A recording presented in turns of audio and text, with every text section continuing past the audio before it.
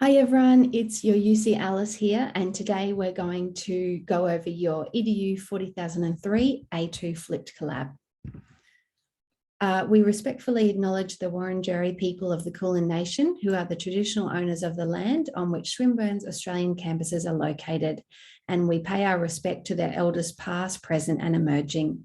We are honoured to recognise our connection to the Wurundjeri country, history, culture and spirituality through these locations, and strive to ensure that we operate in a manner that respects and honours the elders and ancestors of these lands.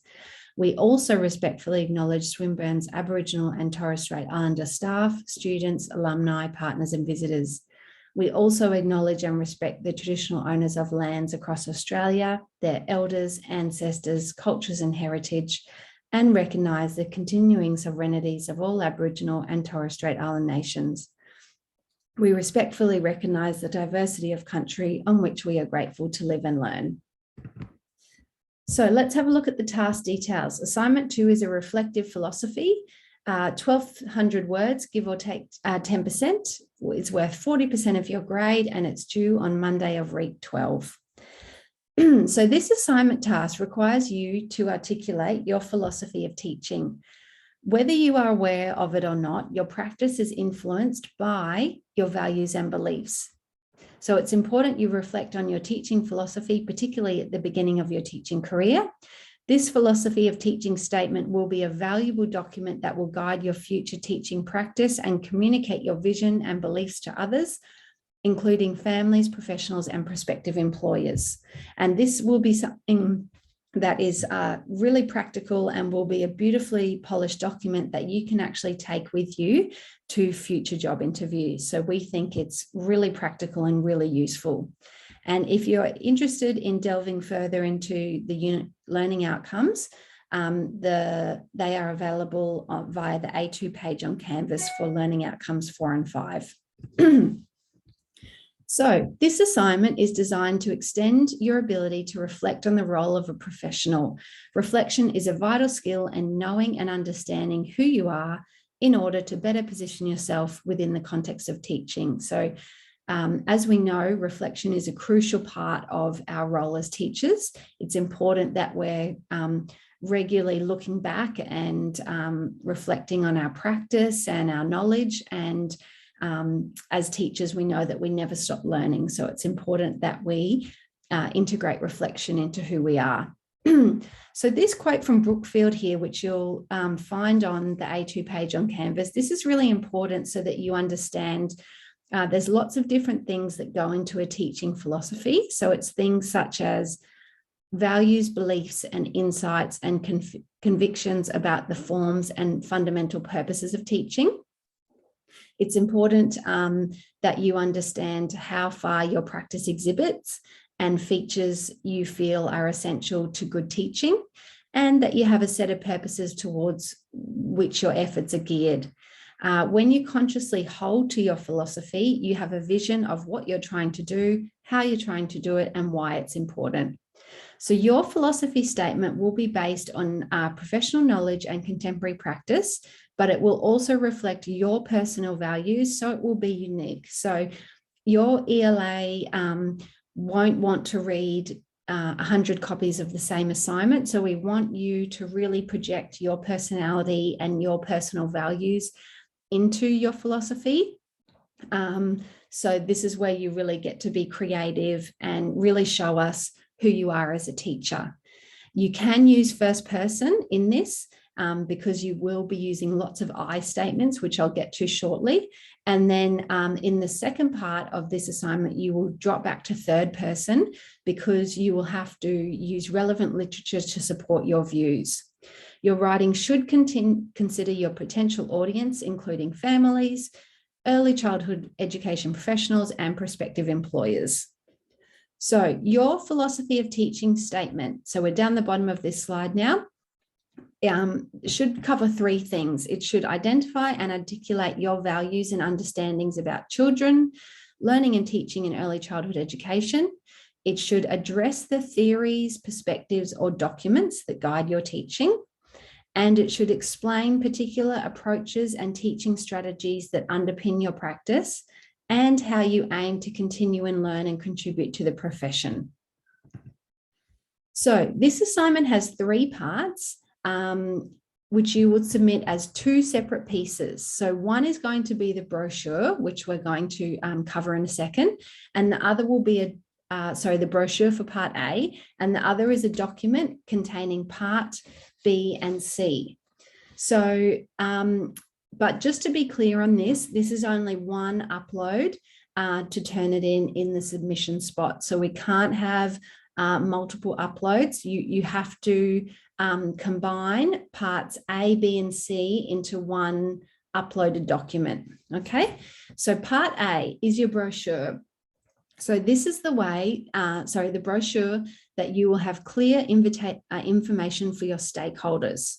So you will write 4 to 6 visionary statements based on your beliefs and values about ECE, so early childhood education and care, for the stakeholders for an early childhood setting, including the children, colleagues, families, and community. So that means you will have 4 to 6 statements for children, 4 to 6 statements for colleagues, 4 to 6 statements for families, and 4 to 6 statements for community.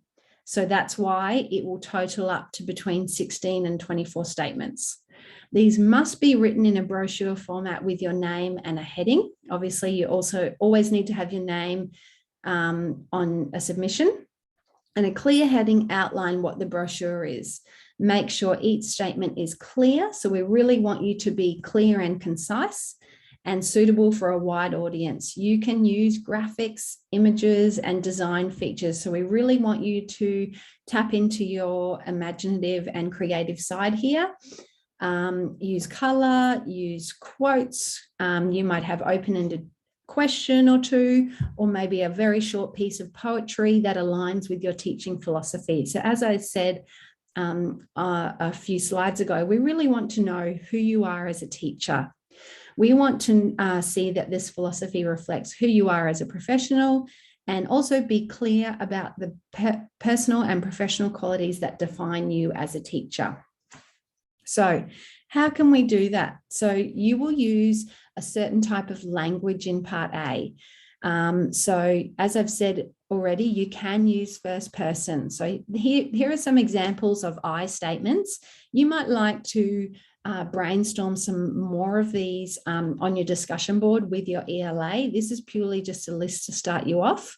So having a look at this, we've got things such as I value, I am inspired to, I acknowledge, I believe that, I understand that, I align with the notion that, and I am influenced by. So they are just some, a very small selection of some I statements that you can use in part A. So I've added this table here just so you might, like, after finishing this flipped collab, you might start having a think about what are your values, influences, and understanding in relation to these 4 key stakeholders. So you will need to have these headings in your brochure. So that's why I've put these in a table here, and you are more than welcome to use bullet points for each I statement. So as I've said, you will have to have at least 4 statements for children, 4 for families, 4 for community, and 4 for colleagues. So you will need to use your I statements to state what theories and perspectives resonate with you, and you will formulate your statements above. So that's a starting point for you.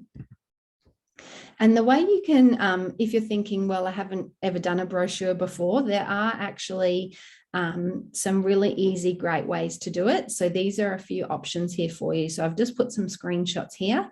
The first website is called Canva. Some of you might already be familiar with it. And all you have to do is go to the page. You might need to make an account, but it's all free. And in this right-hand side, you'll see I've put a red arrow there. You can just type in brochure, and that will give you heaps of really visually appealing brochure templates, and you're welcome to use those. The second one there is Microsoft Word, which is quite again, straightforward. I've put some screenshots here to show you if you haven't done it before. So you just go File, New from Template, and then it will bring up lots of templates, but you need to search for brochure, look for that magnifying glass on the right-hand side. So that will give you lots of, again, different templates, which you're welcome to use. And you can also get some brochure templates on PowerPoint. So again, you just go File, New from Template, go to the magnifying glass and search for brochure, and you can find your heap of templates to use. So obviously both Microsoft Word and PowerPoint are free for you to use as sole students, and you can log into those and use those templates. So part B, this is the more formal part of your assignment. Now this is your, so it's your more traditionally written academic section. So part B is 500 words. So this is not written for the stakeholder. This is just designed as a very short, snappy overview to tell us how you will basically put up part A into practice. So this part of the task is, designed for us to assess as your ELAs how you will put your visions into practice. So it needs to cover these 4 points here. It needs to describe how you will bring your visionary ideas into practice for the 4 stakeholders. You will give examples of pedagogy and practice that describe how you implement your ideas. You will include examples and strategies for each stakeholder group that shows what each of your philosophical statements look like in practice.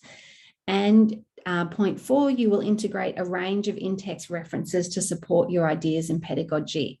So obviously in this section, you will need to have in-text citations and then a reference list, which will come at the end of your assignment. So then that leads us to part C, which is a reflective statement. It's only 200 words. So again, you'll have to be very short and concise. And this part of the task requires you to be self-reflective and to assess your understanding of the unique role of early childhood teachers.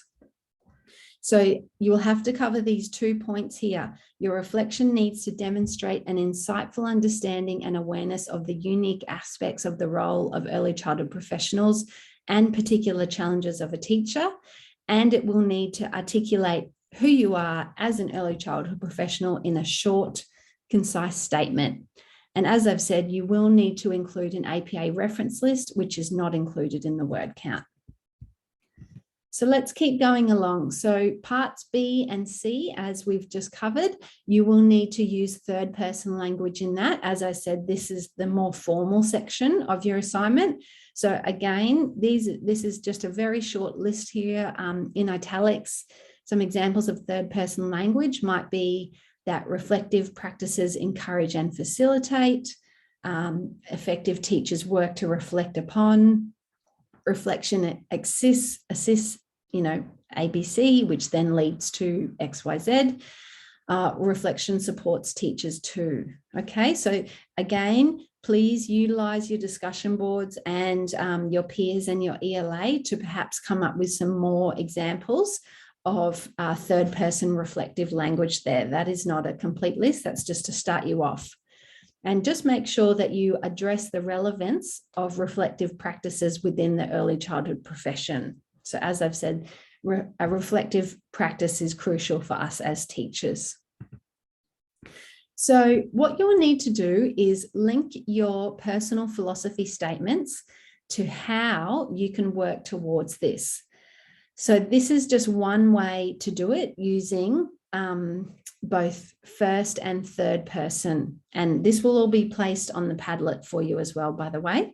So you might say, so one of your philosophy statements might start with the wording believe that, and then this will link to, I believe that, this will link to parts B and C, because then you will explain how teachers can execute this vision. So maybe they carefully design something, maybe they're going to follow the interests and concerns of you know, the children perhaps. So, so that these are just some examples here of how your personal statements in part A, so where you've used your first person language, can be executed in parts B and C. So if we have a look over on the left-hand side here on the top, so we've got I align with the notion that might be something in your philosophy statement, and then you will link this into parts B and C to say how you can execute this. Okay, so that's just, again, a quick example just to get you started. Here's some more language here, and again, I'll put this on the Padlet. We want to see use of, you know, really rich academic language here. So this is some more language that could be useful for you in assignment 2. I'll let you have a read through of those later. Now, assignment criteria. Don't forget to visit this on the A2 page on Canvas. We've got your 4 main criteria here. So we're looking at your brochure design, your visionary statements, your strategy statements.